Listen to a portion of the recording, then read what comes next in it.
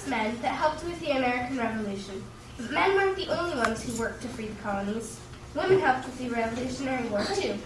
They helped in several different ways. Most women helped at home. Many were camp followers, and some actually helped the Continental Army with the fighting. Most women stayed at home to keep things running while their husbands were away fighting. These women would look after their husbands' businesses in addition to all their own regular work. Abigail Adams was one of these women. While her husband, John Adams, was away for years in Philadelphia and Europe, representing Massachusetts and America, she looked after their children, their home, and their farm.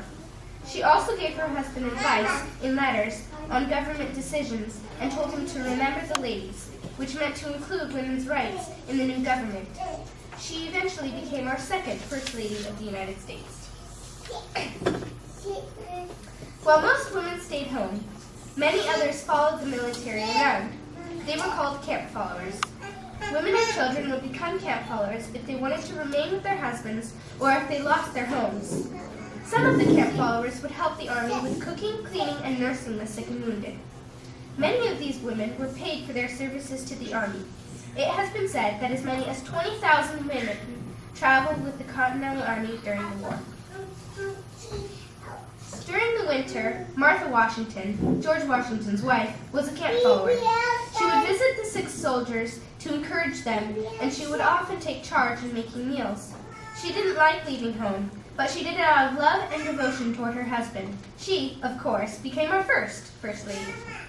Some of the women who followed the army around actually ended up helping with the fighting. A woman named Margaret Corbin took over loading and firing the cannon after her husband was killed. She was wounded and then captured by the British. She was released but lost her left arm. Another woman named Mary Hayes, whose nickname was Molly, brought water in a pitcher to the soldiers to drink and to cool the cannons. She then became known as Molly Pitcher. Her story may only be a legend because many historians believe that the nickname Molly Pitcher refers to the many women who helped the soldiers by bringing water to cool the cannons. Another young woman, named Elizabeth Zane, became a hero by avoiding enemy gunfire to bring gunpowder to the Americans defending Fort Henry in Virginia. There were even women who disguised themselves as men so they could become soldiers. It took many thousands of men and women working together for the Continental Army to defeat the British. Women helped